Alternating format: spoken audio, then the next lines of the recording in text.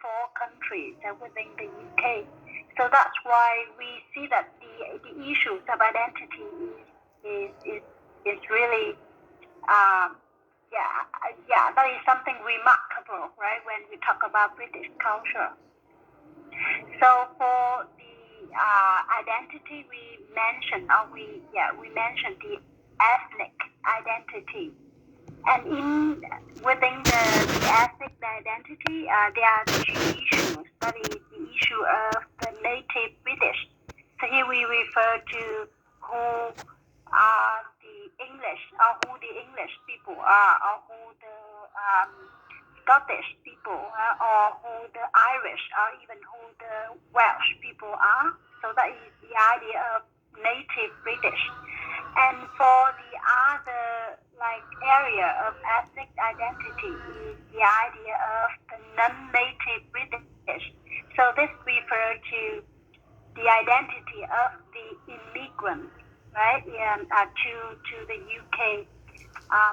So if you study about American culture, we see that the UK is the United States, or the USA, is a multicultural country, right? But so we can see a lot of immigrants from different parts of the world, right, move to the UK. Of course, compared to the US, that multicultural identity is not as rich as in America. Anyway, we can see that the immigrants to the UK also form kind of like a very special ethnic identity in this country. Here, the identity is also established based on the family background and the geographical features, or gender, right, or between religions and political identity, right? So because we can see that a lot of things, a lot of elements would contribute to the identity of the people in the UK. So of course, in the course book, you will see a lot of details, right? The James O'Driscoll, the author of the book, has detailed a lot of information about the identity based on different aspects of the British people's life.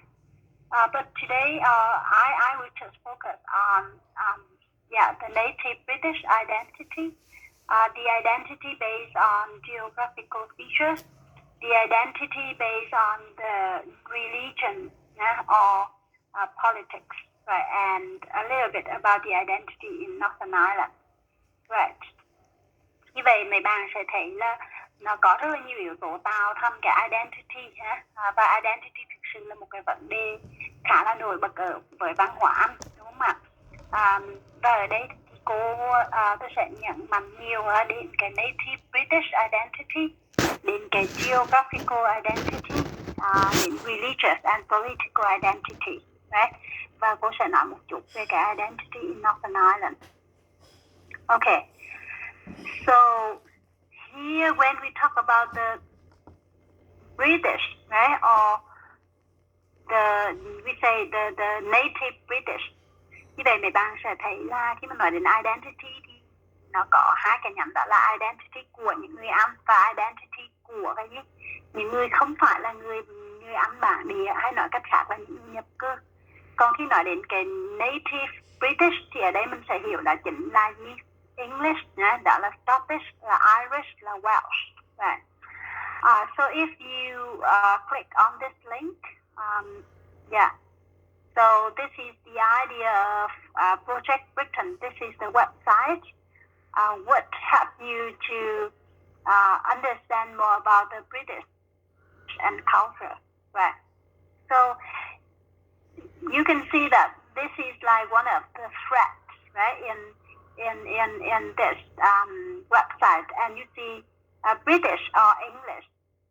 Như vậy em sẽ thấy là trong cái website này khi người ta giới thiệu về gọi là gì nè, cuộc sống ở Anh hay là văn hóa Anh, thì một trong những cái stress, một trong những cái chủ điểm ha, đó là người ta nói đến cái national identity ha, tức là cái bản sắc ha, quốc gia ha, của những người ở Anh. Thì mấy bạn sẽ thấy là ví dụ vấn đề ở Anh người ta đó là gì? Many people think that English is the same as British and it is not, right?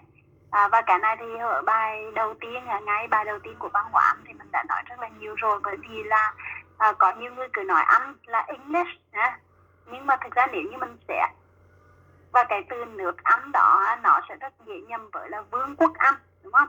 Dạ, và như vậy mình sẽ thấy là khi nói nước Anh thì đơn thuần nó chỉ là English, và English is only like the people coming from one of the 4 countries within the UK, right?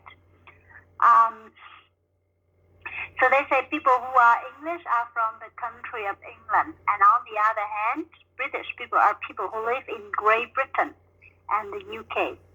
So yeah, you understand very clearly, right? The differences, right, between Britain and the UK, right? Yeah. So here we have the idea of national, identities there, and for the people in the UK, right? They show their they show their strong identity about cô ghi hình buổi học á. Ok, mai cô quên.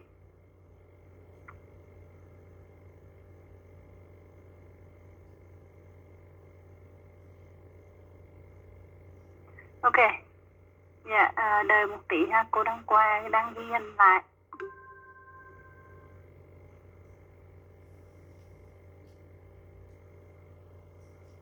Internet của cô đang rất là yếu ha, ghi hình thôi mà cũng rất là lâu.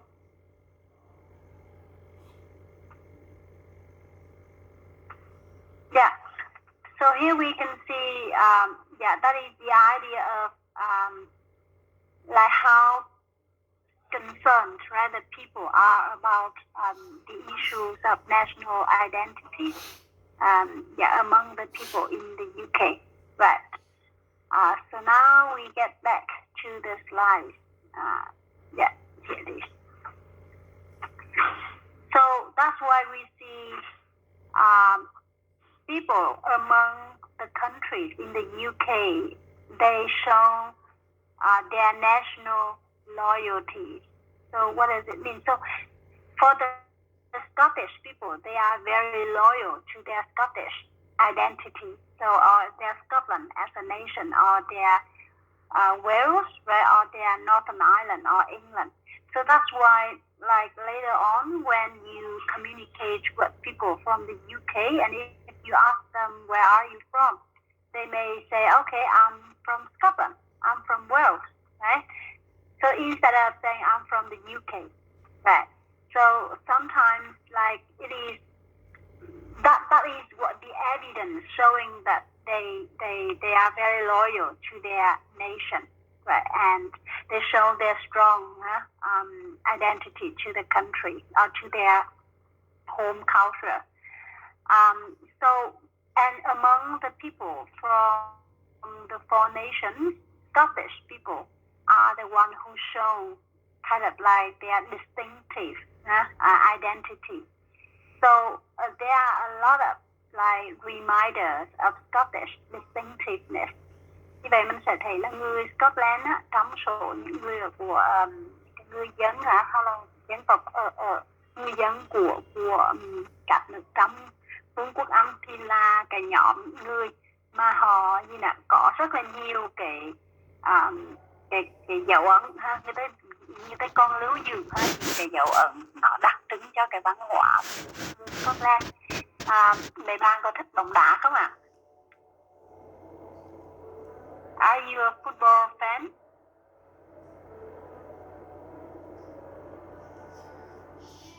Dạ không ơi. Không à? Yeah. So if you are, do you know Alex Ferguson? Dạ biết. Dạ, mình có biết Alex, Sir Alex là người ở nước nào không ạ?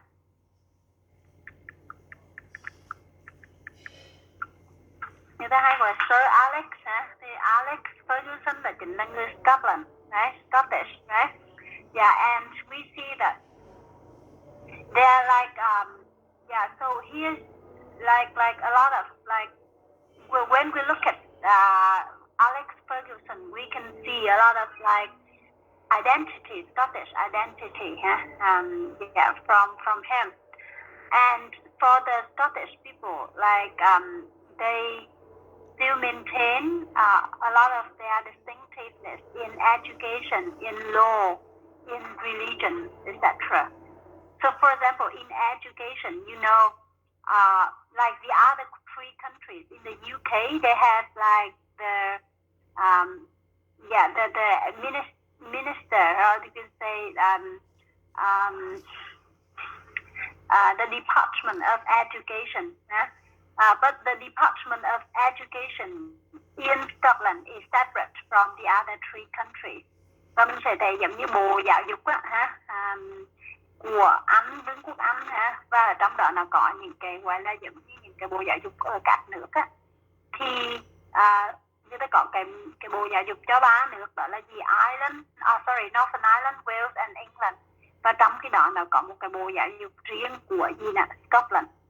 Hay là nếu như mấy bạn đã học văn hóa Anh xong rồi thì mình sẽ thấy là cái bằng cấp 3 của Anh người ta gọi là bằng gì mấy bạn?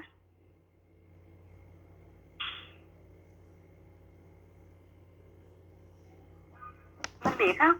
Mình còn nhớ không? Cái tên gọi của bằng cấp 3 ở Anh á. Và người ta cũng phân biệt là gì nè, với Scotland thì người ta gọi tên cái bằng đó là khác. Trong khi gì nè, meanwhile like people in in England, in Scotland and in Wales, not in Scotland, in Northern Ireland, they have a different name for the high school degree. So that is the A plus level, đúng không? Bằng gì?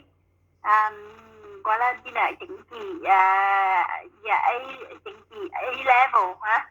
Thì đó là giống như chứng chỉ tốt nghiệp cấp 3 vậy ha. Trong khi HSC đó là cái tên gọi của cái chứng chỉ bằng cấp 3 ở Scotland. Thì như vậy mình sẽ thấy trong hệ thống giáo dục thì cái Scotland nó luôn luôn là gì nè, có một cái mảng riêng và nó có những cái đặc trưng là cách đặt tên hay là cách vận hành nó khác với ba nước còn lại.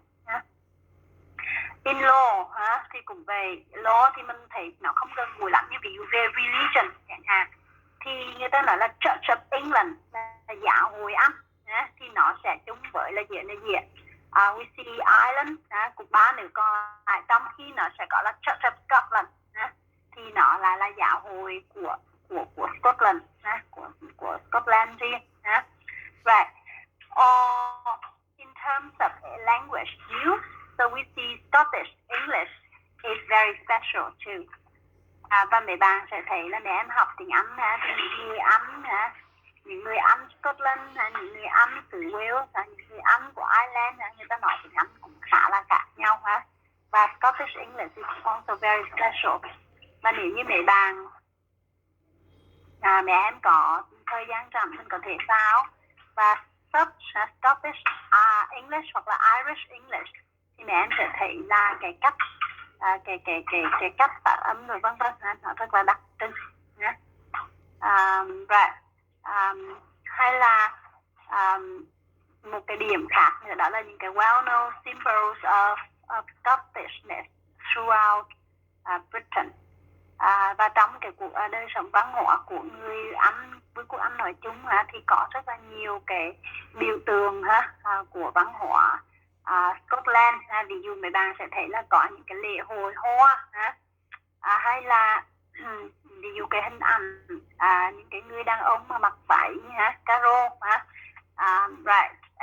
And so we see a lot of like symbols of Scottishness throughout Britain. Và những cái như vậy để mình thấy rằng là vì hoặc là ở những cái người Ireland chẳng hạn thì họ cũng có những cái nét đặc trưng văn hóa rất là đặc biệt mà thì bạn sẽ thấy có những cái lễ hội mà nó nổi tiếng khắp nơi.